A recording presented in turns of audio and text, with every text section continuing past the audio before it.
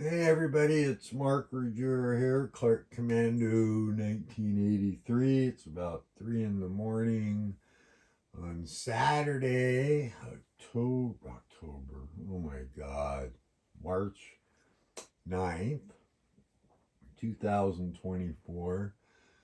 Cancer's been really messing with me, so I apologize for the long delay in my videos. I'm going to do my best here. This is episode 6 of my deep dive into Der Weltkrieg in World War One, and I'm going to go over the Central Powers, or doing the Schieffelin Plan. I'm going to go over the Central Powers. August turn 3 for 1914. I had hoped to actually get a couple of turns, but there's a lot going on, and I don't want you to miss out on it. And I had a good time. But I'm gonna, as always, I'm gonna go over a couple of rules, a few rules, so that hopefully you can play. I do want to show you really quick. I was going to do a separate video, and I still might. But part of my deep dive, I got this really awesome book here. It's a World War One dramatic collection of images by Mark Busler. I hope I pronounced that right. I picked it up on Amazon, and it does say on the back, an incredible collection of photographs, drawings, postcards, stereographs, and images from the Great War. And I gotta tell you, I'm just going to show you a couple of examples here. It does have a ton of, from all sides, pictures, just all kinds of stuff. The only thing that I probably don't necessarily like is not a whole lot of explanation of what you're looking at. So, but just honestly, still some phenomenal just pictures in here, postcards, civilians, right? Military, I just can't tell you. It's just tons of stuff. I don't know if a volume 2 is ever done. I didn't see it, but there's I'll show you one more picture here, and then we'll get to the game. But let's see, what's a good one maybe? There's so many good ones. You got stuff like, it's kind of graphic. I'm gonna warn you, so avert your eyes. But yeah. So, anyways, just amazing stuff. And anyways, so back to the game. All right. So Der Weltkrieg, I can't even talk. This cancer just screws me up so bad. I'm so sorry. I get to use my giant pointer I bought. So I love this thing. I just hope I don't knock a bunch of counters over with it. But first couple things. So of course here's Liège here, and I'm pointing here at the Belgian stack. You see it's getting slowly surrounded. This was turn 3, so basically the rest of the German army, except for these 2 fours, finished mobilizing, so I was able to move everybody. You'll notice I placed the railhead markers for the French. I was able to, that's where they've been pushed back to, or the Belgians in this case, down here, the French. I didn't mark where it's obvious, but pointing at Liège because I got it surrounded now, and it's taken me a little while to get this developed. And I just realized it. Okay, so what I want to point out here rules-wise is this. What I did is I had 20 factors of siege artillery in this hex here with the 1st Army headquarters. And basically what I did is I just attacked the fortress with the siege artillery. So whenever you do that, through each hex side that the artillery is attacking through, you get a +1 to the die roll.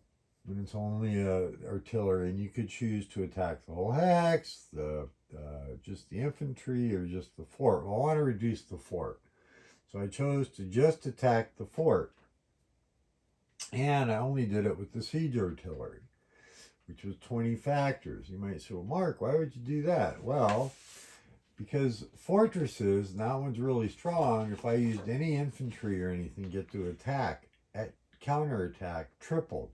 Okay, so that would be like a 96 factor counterattack. Well, the advantage of the siege guns just shooting on the fort is the only thing that can counterattack is artillery, and there's no artillery. So I only have 20 factors. Now I got more siege artillery coming up for next turn. Remember, there's 7 turns. But if you look here, so I was able to attack with 20 factors. I rolled a 5, got a +1, and did I figure the attack right? I did. I think I did. Shit, I gotta look now. But anyways, I was able to reduce the Liege fort by 4 points, looks like. Because I rolled, let's see, 20 factors of artillery.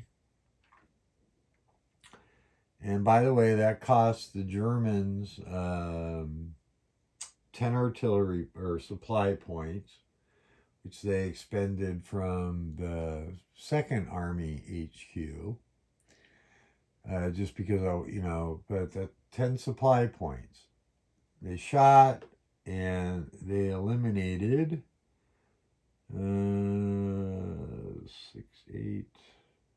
4 points of so it's now down to a fort of, went from 32 down to 28, right? Yeah.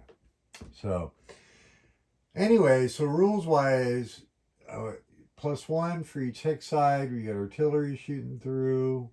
If you only attack with artillery, you pay the supply, but the only thing that can counterattack is other artillery, and there's none. Otherwise, the Belgians would have got to roll this massive counterattack, which I wasn't willing to accept.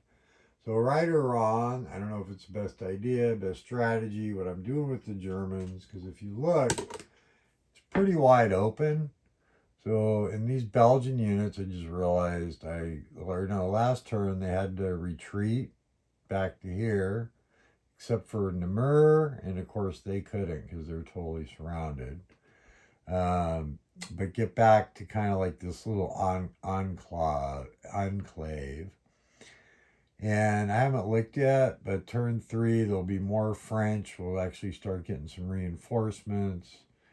The French are going to get to mobilize, and also the French have to, basically their armies, their 6-4s and 7-4s can only move in a north or northeasterly direction, and they have to attack by the 5th turn. So I'm going to set that up. That's the plan 17 as best I can for the French. But being the German turn, I wanted to explain this part rules-wise. Now, one thing that's interesting with Der Weltkrieg is there's just a myriad of choices to make. And part of that is just the decision points, even how to attack this hex. Am I taking too long? Do I go in with a massive assault? It's going to cost me a ton of supply. Or do I work on reducing the fort first? And I think I'm,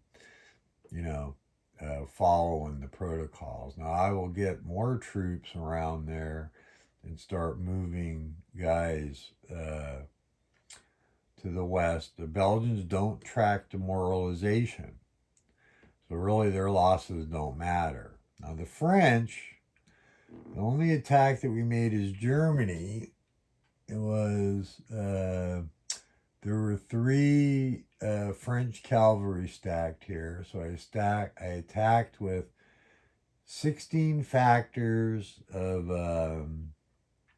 infantry and 2 factors of the cavalry with the Germans. And that cost 4 supply points, because attacking with infantry, you burn 1 supply point as long as they're within 4 movement points of the HQ, which I used the 4th Army HQ to provide the supply. They were easily within 2 4 movement points. And cavalry doesn't burn supply. They're considered supplied. So 18 factors. I rolled a 5. I'm not going to bust out the chart, but -2 for the woods hex, because the defender can pick the hex side attack through or one of the adjacent ones. So the best to their advantage was the 2. They couldn't voluntarily retreat because I had cavalry in the attack. So out of the 3 strength points that the French had, they lost 2, which cost them 4 demoralization points. It's 2 per cavalry factor. And in their counterattack, though, they were tripled. There were 3 there. 9, they rolled a 6. They were able to kill, oh my goodness. Did I blow this? I think I did. I must have been looking at the wrong chart. So let me fix that. So I'm going to get back 1 demoralization point, because I had killed 3 factors, and I don't know why I did that. Because the 9, I rolled a 6. And just to double check, a 7 is 2 factors. And I was able to, oh my goodness, my damn cancer fingers. Ugh, so numb. It's ridiculous. You just, oh my God. Everything's just so goddamn difficult. Sorry, guys. I was able to do that by flipping that 8-5 to a 6-5. And I have no idea why I marked 3 strength points. I really don't. Anyways, there, we fixed it. So the other thing, when you advance after combat, what's interesting is, let me go, oh, that guy didn't participate in the attack, did he? I actually can't advance him. But when you advance, the other thing is you have to advance with the unit that took the most losses first, and then go in descending order. And there's a good example in the rule book. So it had a 2-factor cavalry unit that took a loss 50%. And then like that, an 8-5 that lost 2 strength points, which is 25%. So in that case, you have to advance. The hex is vacated. You could advance just the cavalry in it first, because it took the 50% casualties. And then the second unit can still advance, but it has to go in second, which doesn't really matter, but it's just as an example. So if you have you have to go in order of what took the heaviest losses. You could advance the whole stack, right? But if there's a choice of maybe you don't want to advance everybody, that's the parameters.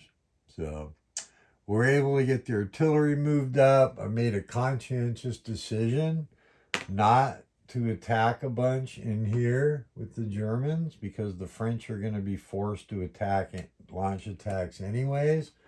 So I'm consciously not right now doing any attacks down there.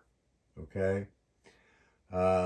Mobilization's almost done. I'm through the 3rd turn. It's not that bad. I've had some people comment that, oh, it was a real pain in the butt keeping track of what divisions you can release. I haven't found it that tough, and if I had an opponent, it would be even easier. I just made a habit of, these, it's by type. So turn 1, only basically cavalry and a couple infantry divisions are released. So from each army. army's important for setup, and then actually drawn supply can come from any headquarters. And I believe it's going to be turn 5 or 6. 26 infantry factors and 2 cavalry factors, and then 5 hexes of the 2nd Army HQ are going to be eliminated from the game. Basically, they went to the Eastern Front, right?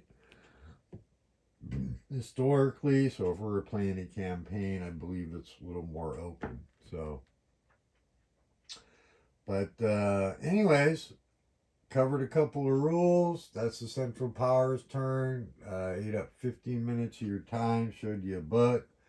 I hope to get another video or 2 done, maybe 1 tomorrow, at least get the Entente player. I was hoping, like I said, to get to a point where I did 2 or 3 whole turns and then did a report out, but I don't know, I thought it had some value. Doing a video here just because a little more happened than I thought was going to happen. And, you know, I don't know. It's a war game. To me, it's exciting. It's telling me a story. I'm having a good time doing it. And I hope they're having fun following around. Thanks for joining me for 15 minutes of your time, which I know is precious. 16 minutes now. And we'll see you soon. Thanks. Bye.